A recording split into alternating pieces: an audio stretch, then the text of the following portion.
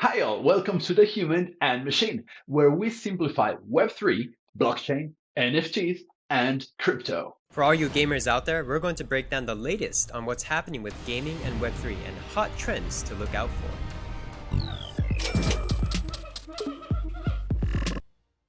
Okay, so Ras, CEO of QORPO Game Studio. Welcome back, bro. How have you been doing? How's everything? Yeah, cool. My name's Ras. I'm the founder and CEO of the QORPO Game Studio, and we founded company in 2018.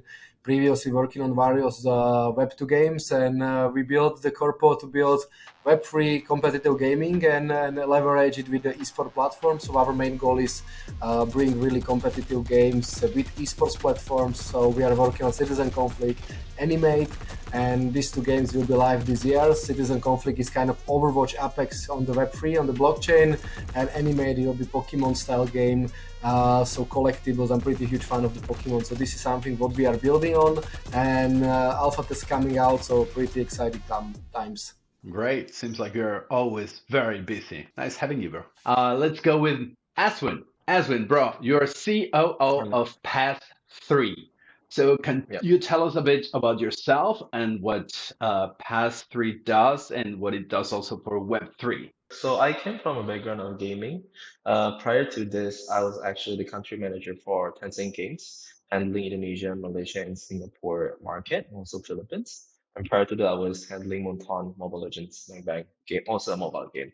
So me and my partners were actually founded Pass3 out of the curiosity of, well, of course, the emergence of Web3 itself, and at the very least, because we see the gaming industry is actually very big, and Web3, even me coming from Tencent Games, who have been talking about Web3 for quite some time as well.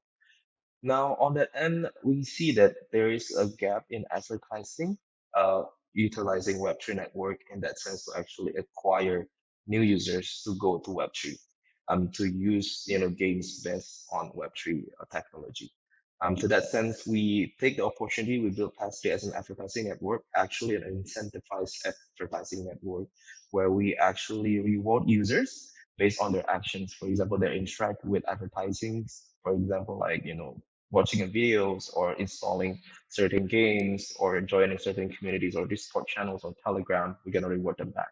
So that's how we do it. Okay. Okay, that's really interesting. Yeah, thanks a lot. I think it's a big challenge. I think it's the biggest Yeah. challenge of all, actually. Yeah, well, Yeah. Machine. Thank you. Wow, amazing. Machine.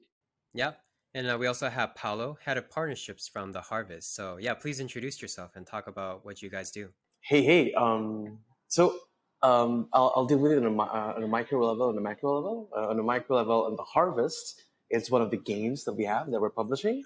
But on a macro level, we actually Harvest actually belongs to Falco, FALCO, and what that is, it's a blockchain game publisher, and Harvest is one of our games. So generally, in a nutshell, we think of us like Activision Blizzard, like Zynga or whatnot, where we work with third-party games and help bring them to Web3, right? So a lot of games right now self-publish, right? Like Illuvium self-publishes, Citizen Conflict self-published, Big Time self-published. But if you're a Web2 game and you want to navigate through Web3, you don't really often have resources, and often you just end up self-publishing because there are no other options. And that's what we do, right? So we help with blockchain selection, the tech, fundraising, even community building, marketing, business development, the mid strategy, and the whole 9 yards. And typically, we say we do everything except game development. But since we took over the development of the Harvest, we kind of do that too. But it's basically all in. That's what we do. Okay, well, so now it's Kieran. Kieran, you're co-founder of Illuvium. Where are you? Tell us a bit about yourself, please. I'm geographically situated in Sydney, but I don't really know where I am at the moment. It's been a pretty crazy couple of weeks. It's been a whirlwind of the start to the year for us. To be honest, we've launched a bunch of new products. Our marketplace is coming alive. We've actually got some NFTs that we're now available, and people are trading them from our new game Illuvium Beyond, which is a collectibles game that released about a month ago now. So that's really cool. And yeah, we're going really, really hard to get to open beta this year for all of our games to put them out into the universe. We've got Illuvium Zero, which people who are landholders are able to play now, and that's our mobile version of a city builder game. We've got Illuvium Overworld, which is that 7 different vast regions, very similar to like a Pokemon style creature capturer. That's got a new beta, which is launching very soon in like the next month or so, and that adds 2 extra regions, a bunch of new alluvials, and some awesome new movement mechanics where you can like glide through the overworld and stuff like that. So super excited for that. And then the thing that I think most people are waiting for is the PvP combat in our 3rd game, Arena, and that's looking like 3rd quarter. And then after that, it's just open it up and see how we go. So yeah, it's a really fun time for us. Thanks for having us on again. And finally, Jason Brink, president of blockchain at Gala Games. Tell us about yourself and about Gala Games. What are you guys up to? We're up to a lot. It's been an incredibly busy start to the year. We just about a week and a half ago, launched Music, our new platform, and that's pretty exciting in terms of games. We've currently got, I think it's 55 different games at various stages of the pipeline right now.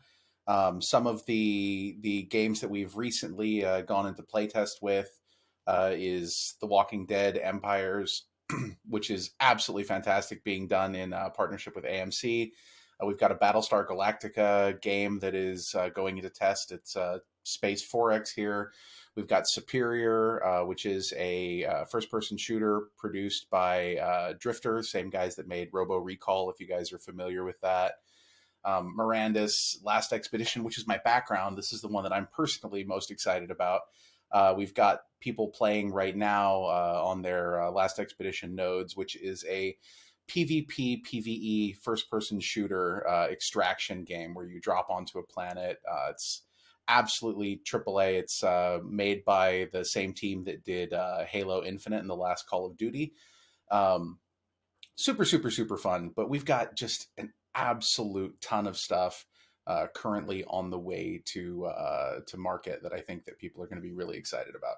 And I have to do a couple shout outs for some of our developers, the guys making Eternal Paradox, Champions Arena, Spider Tanks, Legacy, Echoes of Empire, Legends Reborn. There's a lot going on over here.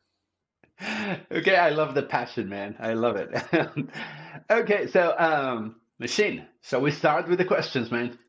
Yeah, of course. There's certainly a lot going on in Web3, right? And gaming itself is extremely diverse, and so much has happened. So how about we just kind of start with a summary in terms of what has the industry learned, and when it comes to gaming, Web3, blockchain, or even NFTs? I think one of the things that the industry is learning is that it's not enough to simply have a token attached to something. You actually have to have a really good, high quality game. A couple of weeks ago, bunch of us were at GDC. GDC was really interesting because GDC has typically been like this mecca of anti-Web3. It's like the Web2 establishment conference, right? And this was a super interesting experience because we went there expecting to run into a lot of resistance. And instead, what we found is, we did one panel, a couple hundred people in the room, standing room only. They were turning people away. And out of all of the people that were there were only 3 people who were anti-NFT and anti-blockchain, which I found really, really interesting. So I think that what the industry is learning is that the distinction between Web 2 and Web 3 games is starting to erode. It's starting to disappear, and what you have is you have games that you own your stuff and games where you don't. And that's that's what the big takeaway. And I think that pretty soon you'll see all resistance to blockchain and to ownership disappear. Yeah, I think that first of all, the gaming industry and Web3 industry should learn about the games and focusing on the game. It's really what we learn from the past is that the play to earn model, mechanics, and all of the stuff doesn't works. Really doesn't works. And what is important for the players, it's not the blockchain, it's the game, it's the game mechanics, visuals, and so and so. So we are slowly see the shifting from the marketing or doing the advertising around the NFTs, during the advertising around layer 1, 2, 3, 4, 5. Mostly bigger focus now is about the game mechanics, the visuals, quality of the gaming, and bring not just the competitive experience, but also the fun experience. So definitely the Web3 industry is learning, and it was kind of, let's say, experiment with the play to earn. If it's like sustainable, it was kind of first part of user acquisition from Web 2 to Web 3, and I believe personally that high quality gamers and Web 2 game and Web 2 game studio definitely in the end will move to the Web 3 once they realize the potential of the royalties, once they understand the potential of the monetization. But play to earn model wasn't successful. I think that it's still a lot of evolving needs to be done, and a lot of like adjusting of the economics, but the economics will be pretty big part of the Web3. The pivot, hence, in Web3 is that you now have extreme ownership. That even if Steam delists your game or whatnot, you can retain the assets that you have. And we think that is a logical pivot, and gamers would want the relics or whatnot to be retained, and they would also want to be recognized, their profiles to other potential games. For example, if they know me as a player, for example, there's an NFT on cosmetics for WoW or Valorant or whatnot. If that is on the blockchain, it makes easier for potential games to profile me necessarily and feed me the games that I want. And that's unheard of on Web 2 because it's very centralized. Everybody keeps their data. But in Web 3, where it's decentralized, and the Gen Z are willing to put their data out there, it is easier for games like us to serve them better and feed them the games that they want, and help them retain their assets. So we believe that's the next step, and we believe that is what gamers will want down the line. They don't want to be oppressed or controlled or held down in these in these walled gardens. They want to be collaborative and decentralized, and we're all for it. When it comes to this, even us in the Southeast Asian market, we do understand that the adoption of Web3 itself is practically very low compared to even Singapore, maybe US, Korea. But when it comes to that, we do see, we came into a thesis that, okay, people needs to be educated about Web3. People needs to be educated about blockchain. We happen to actually created a platform where we did that. We educate people. At least we tried to. But being very honest, nobody wants to be educated about blockchain and Web3. Right. They was like, what the hell are you talking about? We were like, what the hell am I talking about? So at the end of the day, we see that, Web3 is a mean to an end. So it's a mean to an end. In a sense, it's only you actually arrive on Web3. People never talk about internet into details. They use the internet in terms of a platform, in terms of a device. So we see that as long as we are able to normalize Web3 or blockchain products and let them use it and let them feel what are the benefits of it, of using it, then they will understand, okay, I'm using this, and then they will actually take a look further about the technique. I like one thing. Listening to you all, it's definitely a lot of maturity, and you attribute it to the bear market. I think it sobered all of us up, right? It just made us like grounded again, and we stopped imagining these dystopian futures, and we are back to what is achievable in the medium and long term. So I like that. Machine, any other question, bro? Yeah, so about that, I think it's good to be realistic, being able to deliver and actually convert players. So, we're not alone. For all these other Web 2 game platforms or studios out there that wants to get into Web 3, how can they exactly leverage Web 3 technology to do it right? Make the gaming experience actually better.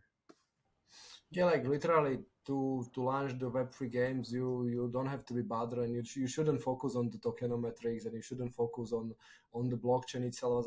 As I said before, the main focus and trigger should be about the games and game ecosystem and building what they are building in the Web2, and then just leverage it with the blockchain. And the main focus isn't about to spawning blockchain every time, to do using blockchain for every single transactions. It's useless, and bother player with spending even the 10 cents or 1 cent for the transaction is not what the gamers really wants. The main trigger should be try to use blockchain for what is important for the players, like really ownership of the assets. This is the key factor of the adoption of the blockchain, is that imagine that you spend thousands and hundred thousands of dollars for the skin in CSGO and so, and you don't even own this asset. So like the Web2 game studio, and once they come to the Web3 and realize the potential of the ownerships, it's a huge factor for the gamer, but also it's a huge revenue model, potential revenue stream for the Web2 game studio. Because in the end, if you are as a game studio, create some assets and you can get royalties from every secondary sale, so you can get money for every single transaction on top of these assets. So now the players don't have to go to some Chinese websites, use the credit card and put the information on itself and sell this asset illegally, be worried about if they get banned or not that banned. And plus on top of it, the Web2 game studio will get extra monetization from every single transaction. If they use own marketplace, okay, fair. If they use other marketplace, again, I got the royalty. So like this is something really huge, and once the Web2 game studio understand this, it will be pretty huge.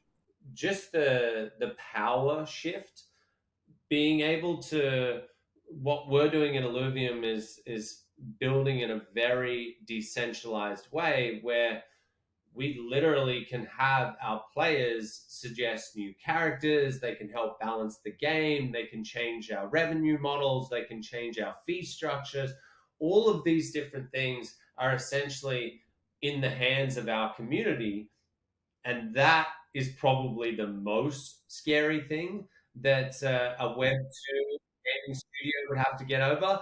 I don't really think that you want to be that guy going into the board meeting and saying, hey, I got an idea, let's do something crazy and give the power to the players and not us 12 people sitting around this table.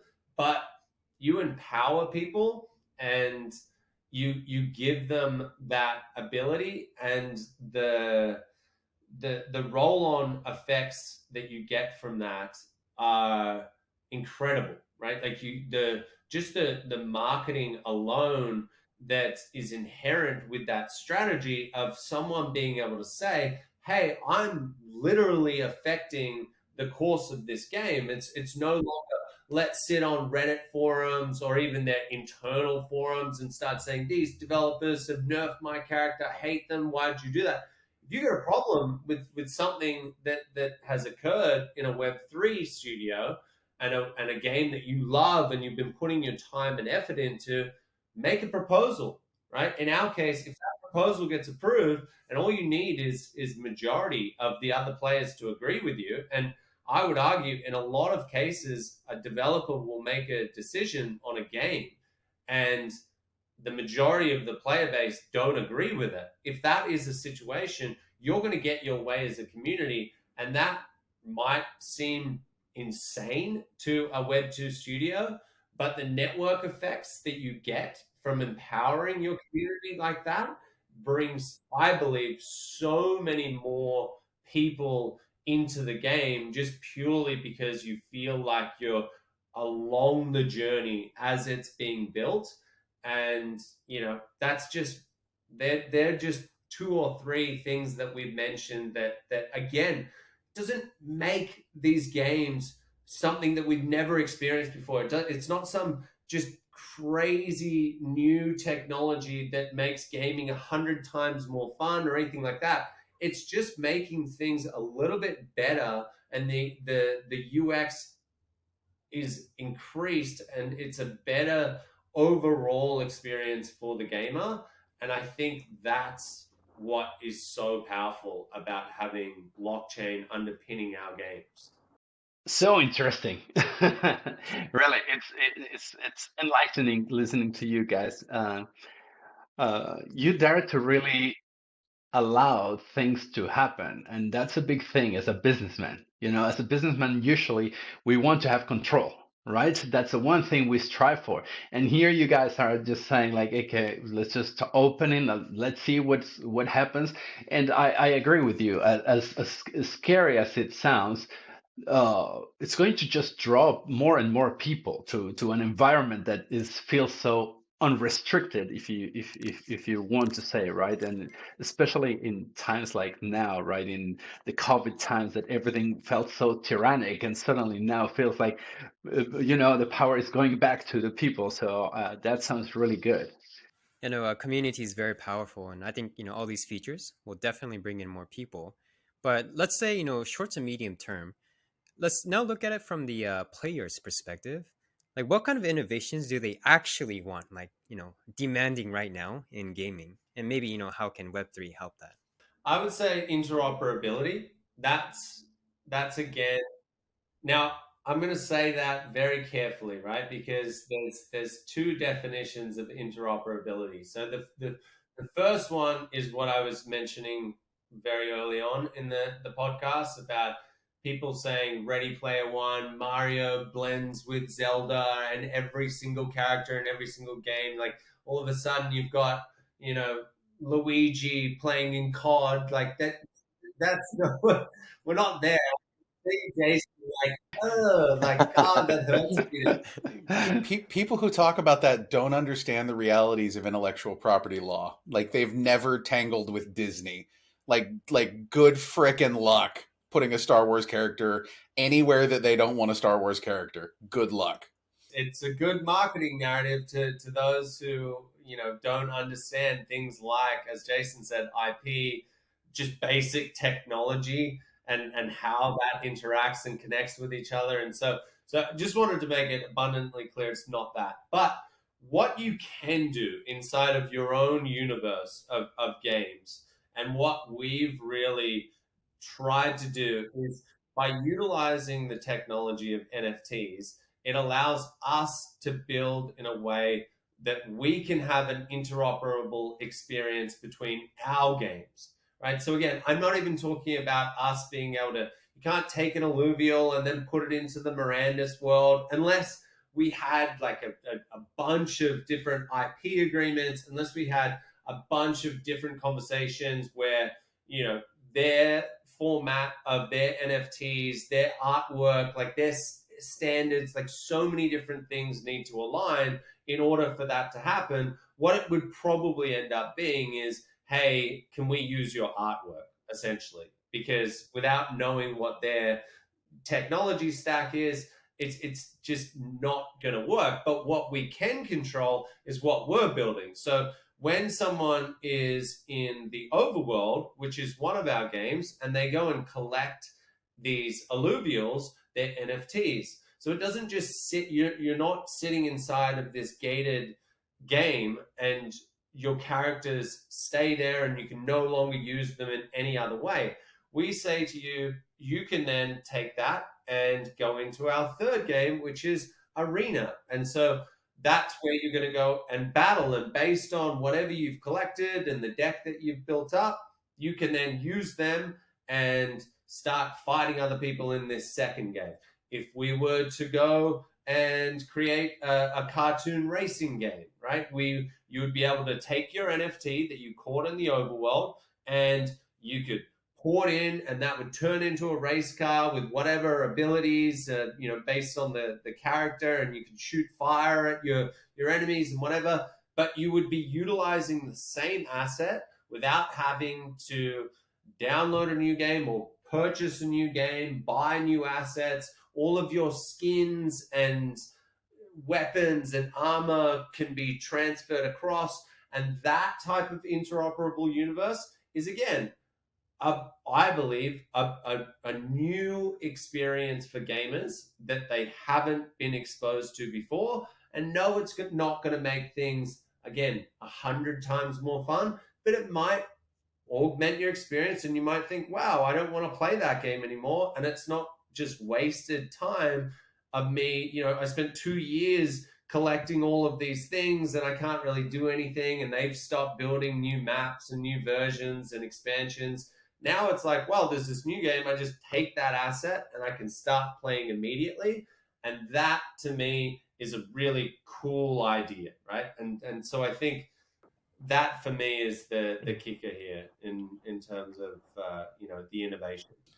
Yeah, I absolutely agree with all of that. One of the things that we're doing that I find particularly interesting is that, you know, we have the Vox, right? Vox are, I won't call them a PFP project because they're really not, but a lot of people would look at them and say, oh yeah, that's some sort of PFP. It's a generative character series. What we've done is we've basically taken those and we've put those in a bunch of our games in some way. So, for example, if you have a specific type of Vox, okay, you have a Mirandus Vox that is a human exemplar, you know, a goldsmith, for example. And then you have that same exemplar in the game of Mirandus, then you get a boost, right? If you have a Vox in Last Expedition, you can use that Vox. It becomes a little tiny character that you can put on your gun. So it hangs off your gun. And, you know, you get to see it bouncing around as you're running through the mission area. And it's, you know, a cute little fun thing. But the interesting thing about this to me is the implications when we talk about the concept of interoperability as a means of user acquisition. So, for example, one of the things that we can do is we can say, okay, Kieran, we really like what you guys are doing. We want to give your users some type of additional utility. So what we're going to do is we're going to index your contract, okay? And we're going to say that if you have this particular creature, okay, then we're going to give that additional utility in spider tanks. And you and I have had a conversation about this at some point in time, right? And we should revisit that conversation. You know, we could do something like that. Now, it's good for your users because your users have an asset now that has additional utility that it didn't previously have. It's good for us because now we potentially have a way to encourage your users to come try out our ecosystem as well. And it's beneficial for everybody all around because it builds that concept of community and it makes it bigger and more meaningful and deeper.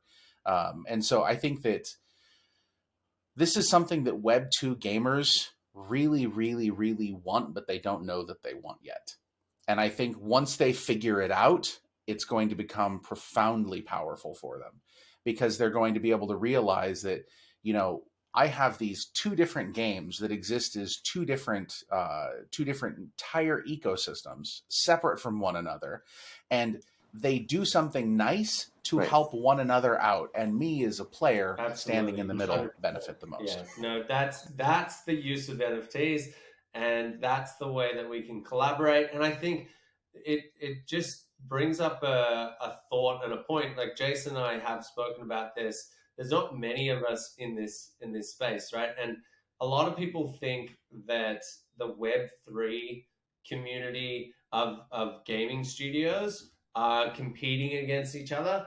Jason and I don't think about it like that. We're the real competition is mainstream and converting those traditional mainstream gamers that right now are saying NFTs are bad. And that's why I love that the guys at Gala just went to GDC and they had a much better experience. And I guarantee you they would have had the year before and even more so the year before that.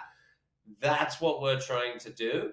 And so building experiences where enabling someone to that has something valuable in one game that gives them even early access, you know, call it something as simple as that. How cool is that as an entry point into a new world or ecosystem or game? Just because if you were the one who collected 10 of those swords, hey, you now get early access into a Gala game. Like that to me is a way to give super amounts of value. And as Jason said, people don't realize that they want this. And when that actually occurs and you feel that, like, as a gamer, as a true gamer, that really excites me. And even hearing it from Jason really excites me. So yeah, totally agree. But at the end of the day, all in all, I think we have been talking about this quite several times today. Um, when gamers play the game, it has to be fun. It has to be entertaining. It has to be it has to be able to actually make them socialize. It has to have a social feature for them to actually boast. Because gamers, they love to boast. They love to show off what do they have, what they can actually do with the games that they are playing with. So all those aspects, combined together, that's what actually makes a game is fun. They can actually attract their friends to actually play together with them. Even they can actually play casual games. They can actually showcase, hey, I have the best score in this game. You can actually, do something like that. So, all in all, a blockchain or Web3 technology should be able to actually give more access to it, to give more facility to do so. For example, like the items that you have in one game, if you can actually carry it over to another game under the same blockchain network, for example, it will be amazing. For example, I have a sword in The Legend of Zelda that I can carry on to the Harvest game and play with that sword in the Harvest games. It could be very cool. And the sky is the limit, really. There's no longer segregation between games because every game now is actually in a whole one universe of game. Wherever you go, what kind of items that you have, it can actually translate to another power, to another equipment, to another storyline in other games as well. So I mean, I know it is something that is, I think, quite a bit far away because the integration of this will happen to make sure all the games exist in a certain blockchain network to actually open up their universe. But all in all, it's very, I can say it's very possible to happen very soon. And this is gonna be a really game changer when it comes to innovation because there's so much games out there, all the same categories, all the same cliche storyline. But what makes it different will be the items. What makes it different will be the skills. What makes it different will be the experience of playing certain equipments. So this is actually one example I think we can actually innovate further using Web3 technology. This generation and this new gaming generation is very they love to anchor everything under their identities, and this is why identity politics is very popular. This is why people love to express themselves. This is why this is why customization is everywhere, Subway burgers and whatnot, because they want to inject their own flavor and who they are in everything that they touch. And how that translates to games is basically like what Aswin said in interoperability and nailing down your accomplishments through the cosmetics and through the assets that we have that represent you, that express who you are, that tell the world who you are. And that is, I think, something very possible, more possible in a decentralized place, right? Less possible in centralized in gaming ecosystems because everything has to go through like different hoops and red tape. But it's much easier to do that on a decentralized plane. Down the line, when different chains, when games are interoperable through different chains, when IPs match and collab, and I think that's something that's really different. The IP collabs do happen right now, yes. You see that everywhere, but it's not as rampant and not as quick as when we do apply it on the Web3 space. It's not as automated. It's not as open source, and then that is the next step, right? That's definitely doable. Well, just to start rounding up a little bit, because it's going to be a long panel, this one, what do you think are the top trends in 2023? The ones that will dominate Web3 games? My personally bet on the market is that the Web3 layer, the blockchain layer, that the distribution power from the game studio or from the game to the player can really help also for the esports to because we can see that the esports is a huge market, but still it's also high competitive between the esport players to make a living by the esports. Only few percentage of the players make money by the playing the video games, and thanks to the blockchain technology you can give the not just players, but also content creators, influencer, extra monetization. You can create another revenue stream. So you play and watching and streaming the game on the Twitch, but if you are using any kind of blockchain products on top of it, you can get extra like donations with the cryptocurrency and so on. So I saw many projects like that coming on the market. So I personally believe that for the game itself, I believe for the playable game, and for the innovation, definitely the monetization layer and additional revenue stream for the players and for the content creators will be in the efficient way, in sustainable way, not play to earn, not like Ponzi schemes like we saw on the market, but literally working model for the long term. The other trend that I think that we're going to see in this space, and this is something that I'm personally excited about, and we've been waiting for it for so long, is that people are asking for actual freaking games. Oh my God. Oh my God. It has been so long coming. I mean, the Web3 space, for so long, and I know every single person on this call can empathize with me on this. When you would tell somebody that you're in Web3 gaming, they're like, "Oh, I see." And you go and you look at it, and the games were terrible because they weren't actually games.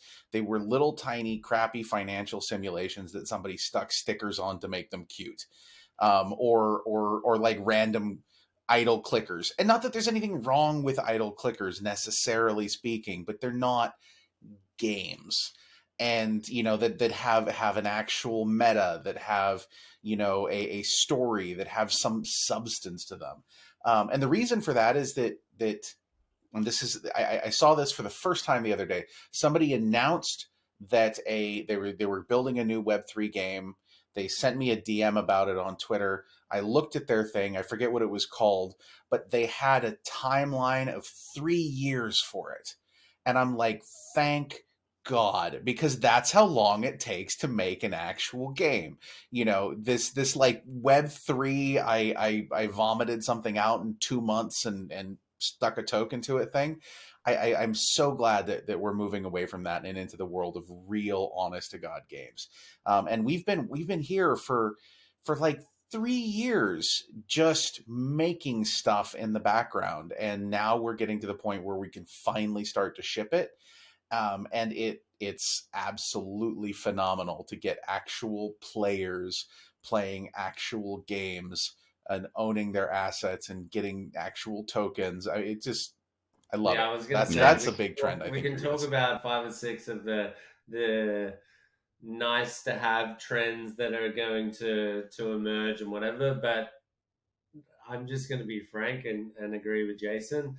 Actual good fun games, right? Whether you can even call that a trend or like a finally moment, I don't know. I don't really care. But for me, it's been something that I've been very, very vocal about. And sometimes, people have said, how dare you say that these games are financial games with stickers on them and stuff like that. I love that description that Jason just gave.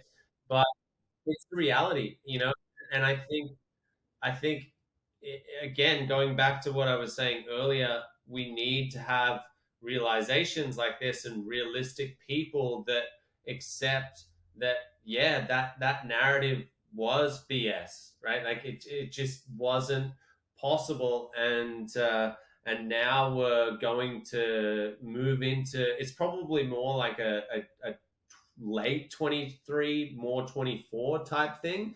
But we're going to see so many different studios that have been quietly building over the last 3 years. There's like 5 or 6 of us that are out there that are going to ship titles, and they're going to have real players, and we're going to be able to finally stand on our 2 feet and confidently say to people, well, Web3 gaming is no longer these crappy financial games that wouldn't even be considered indie quality.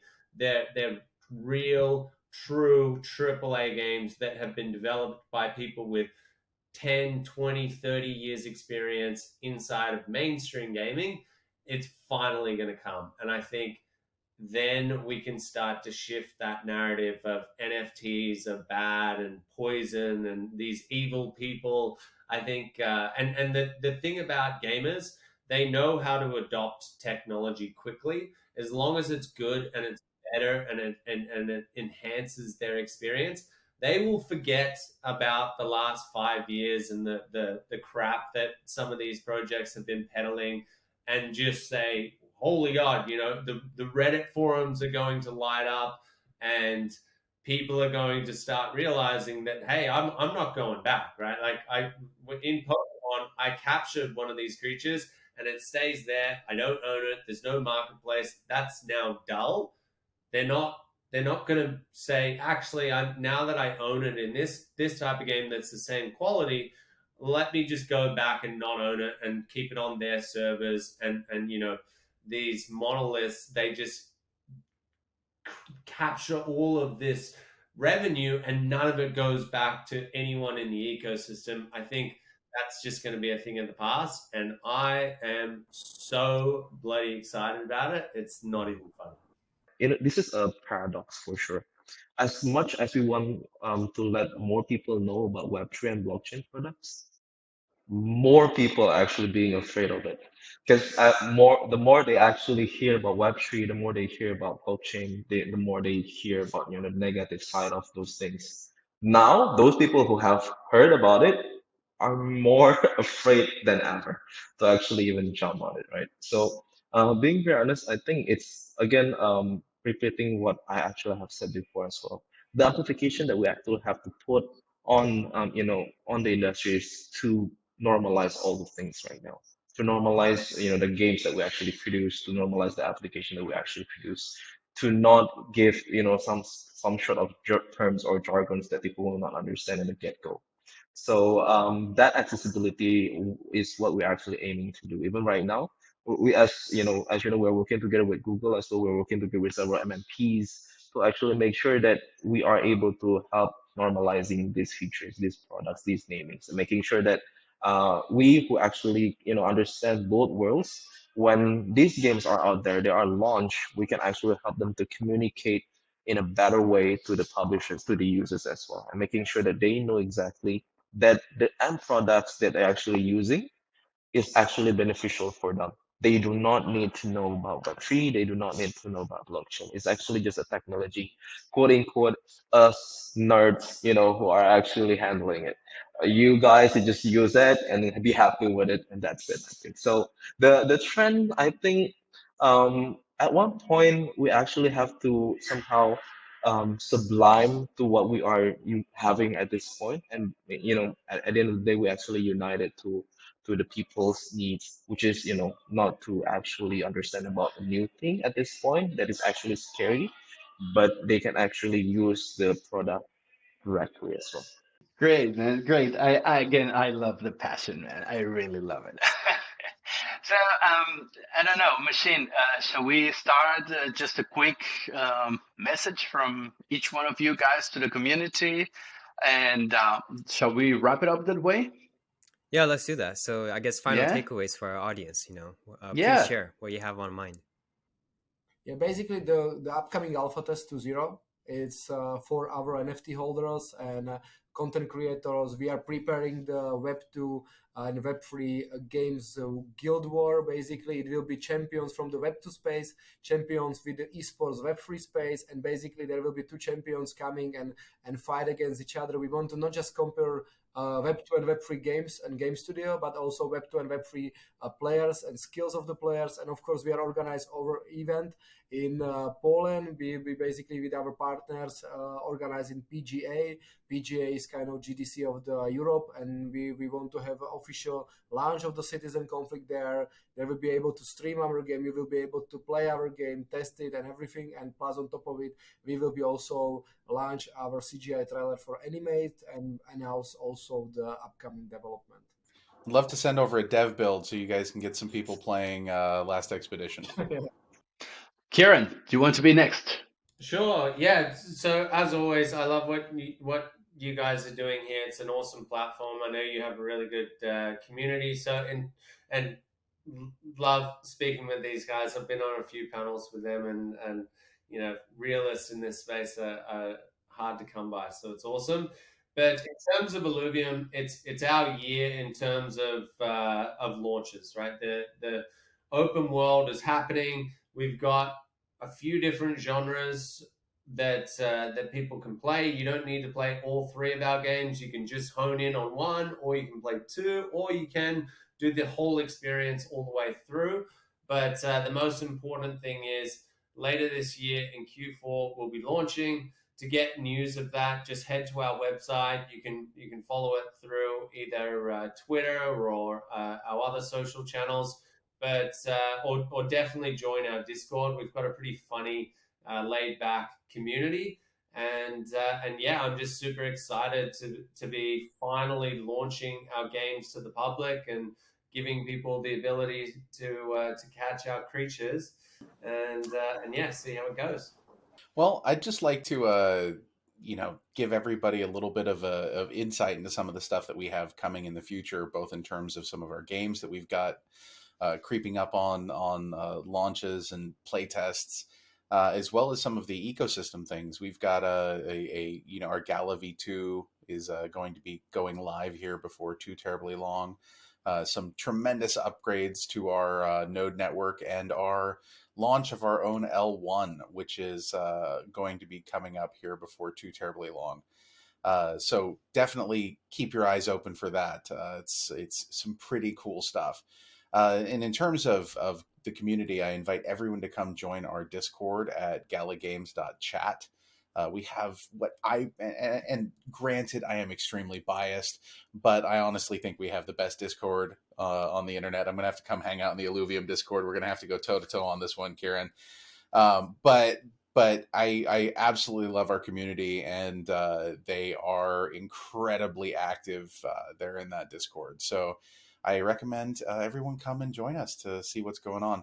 And if you want to, I recommend checking out Gala Gold. We have a special area of our Discord that a lot of the staff hang out in on a fairly regular basis, and it's an extremely direct, unfiltered, pretty much constant Q&A, which can be a lot of fun sometimes.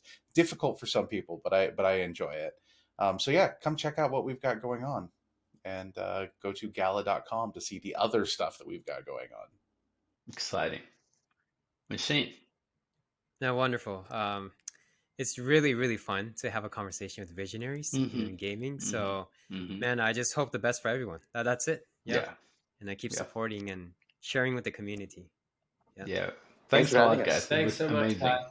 See ya. All the best, guys. Thank you. Talk later. Thank you. Bye. Oh my gosh, that was a lot of really insightful information. Mr. Human, what do you think about it? You know what? This is the first time that I felt quite useless because they were able to sum everything up so clearly, so simply that okay, what do I do here? They just, I don't have to translate geek stuff into human language. These guys actually really nail things down, and I can see a huge evolution, in the way that the blockchain people are speaking today, like completely different to 6 months ago, 3 months ago, a year ago. What did you have a similar feeling? Yeah, like I think when you look at the news and media, right, the popular content channels, you see too many visionary, right, non-realistic stories, and I think it was getting a bit too saturated. But these guys, right, now they're talking about what's real, what's happening now, and I think it was a very good grounding, right, discussion. They are grounded. They are really, really grounded, and I just they're just teaching everything that isn't real, like just yeah. I mean, you just said it perfectly. They just grounded, very grounded, smart as usual. Like I keep saying, like the brightest minds in the world are just coming to blockchain, and I'm so happy about it. And now I see that everything is really starting to mature, and if their minds are mature and clear, then the road is good. Yeah, exactly. So I guess this is going to be my announcement where I retire and become a full-time gamer. Yeah, not yet. Good, Machine. Good. Excellent. Well, man, so thank you very much, man. Great questions. You did fantastic. Happy to do this with you again. Yeah, likewise. And for those who are watching, comment down below what Yeah. particular topic or insight stood out to you, because it's very important and we want to hear it from you guys. Yeah, absolutely. Well, thank you, guys. Thank you, Machine. And let's do it again very, very soon. Okay? See you next time. Take care of yourselves all. Bye-bye. Bye.